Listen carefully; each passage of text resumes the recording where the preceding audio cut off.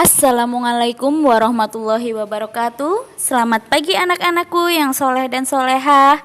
Berjumpa lagi dengan Ibu dalam mata pelajaran pendidikan agama Islam. Anak-anakku, sebelum kita memulai pelajaran, marilah kita berdoa terlebih dahulu kepada Allah Subhanahu wa Ta'ala. Semoga kita diberi kemudahan dalam belajar serta mendapatkan ilmu yang bermanfaat. Amin. Anak-anakku, untuk pertemuan kali ini kita akan belajar mengenai meyakini Allah Subhanahu wa Ta'ala Maha Esa dan Maha Pemberi.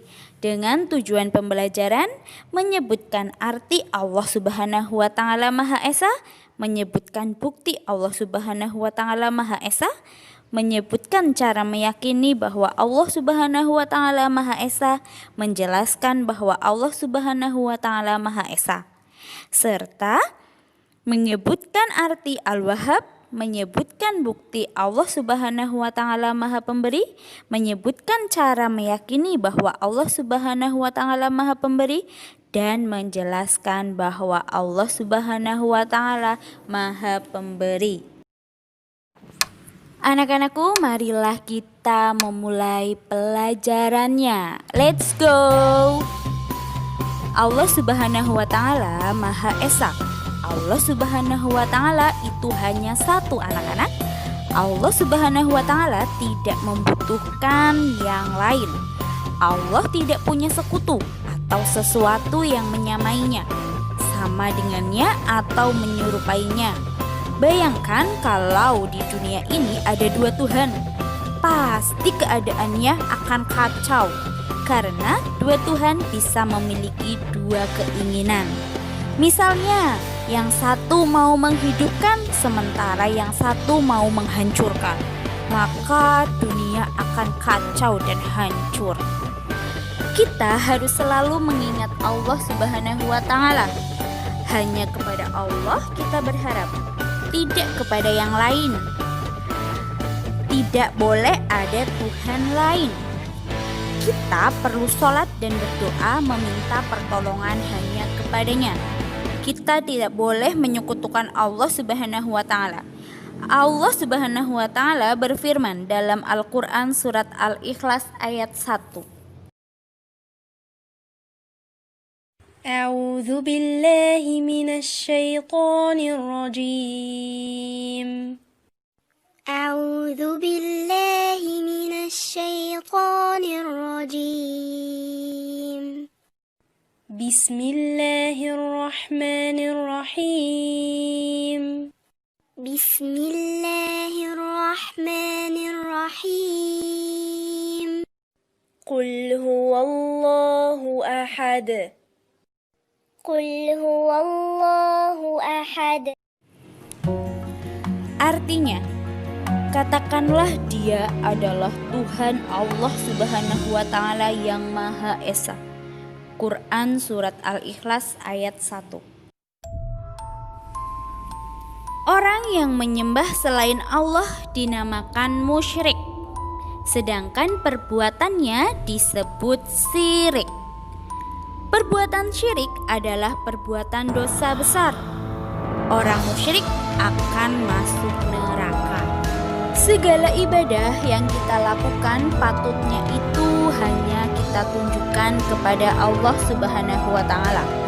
Oleh karena itu, kita harus beribadah hanya kepada Allah, tidak boleh menghambakan diri kepada selain Allah, tidak boleh menyekutukan Allah dengan sesuatu apapun, tidak boleh meyakini pada ramalan-ramalan nasib, dan selalu memperbanyak zikir kepada Allah Subhanahu wa Ta'ala. Selanjutnya kita akan belajar mengenai Allah Subhanahu wa Ta'ala Maha Pemberi. Salah satu Asmaul Husna dari Allah Subhanahu wa Ta'ala yaitu Al-Wahhab, yang artinya Allah Maha Pemberi. Maksudnya Allah Subhanahu wa Ta'ala Maha Pemberi setiap yang diminta oleh makhluknya. Allah Subhanahu wa Ta'ala akan selalu memberikan apapun yang diminta hambanya, sesuai dengan kehendaknya. Misalnya, Maha Pemberi rizki, Maha Pemberi kasih sayang, Maha Pemberi segala kebutuhan manusia. Allah Subhanahu wa Ta'ala Maha Pemberi segala sesuatu yang diminta oleh hambanya, sepanjang manusia mau berusaha dan berdoa sesuai dengan kebutuhannya. Misalnya, Allah Subhanahu wa Ta'ala akan memberi rizki pada orang yang mau bekerja dengan tulus dan ikhlas atas apa yang dikerjakan. Kemudian Allah akan memberikan ilmu, kepandaian, dan kecerdasan sepanjang manusia mau berusaha dan berdoa kepadanya. Contoh yang lain, Allah akan memberikan petunjuk kepada orang yang meminta, sebagaimana manusia adalah makhluk yang lemah dan memiliki keterbatasan ilmu dan pengetahuan. Manusia diberi akal sehingga dapat membuat apa saja yang menjadi keahliannya. Contohnya, manusia dapat membuat mobil dan motor. Manusia diberi kewenangan oleh Allah Subhanahu wa Ta'ala untuk memanfaatkan hewan dan tumbuhan sebagai kemakmuran dan kesejahteraan hidupnya. Manusia juga diberi perasaan agar dapat merasakan senang atau sedih dengan apa yang sudah diperbuat manusia itu sendiri. Selain itu, manusia juga diberi kekuatan dan kesehatan jasmani dan rohani, sehingga manusia dapat belajar dan berkarya. Semua yang ada pada makhluk adalah pemberian Allah Subhanahu wa Ta'ala, sesuai dengan sifatnya, yaitu Al-Wahhab, yang artinya Maha Pemberi. Di antara perilaku beriman kepada sifat Allah Subhanahu wa Ta'ala, yaitu Al-Wahhab, itu sebagai berikut. 1.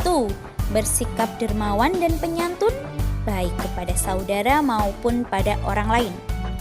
2. Bersikap peduli terhadap sesama, artinya mau dan bersedia berbagi dengan orang lain, serta dapat juga bersikap tulus dan ikhlas dalam melakukan segala sesuatu. Anak-anakku, demikian penjelasan dari guru. Untuk tugasnya, yang pertama yaitu sebutkan 2 contoh perilaku yang mencerminkan sikap meyakini Allah Subhanahu wa Ta'ala Al-Wahhab. Kalian sebutkan 2.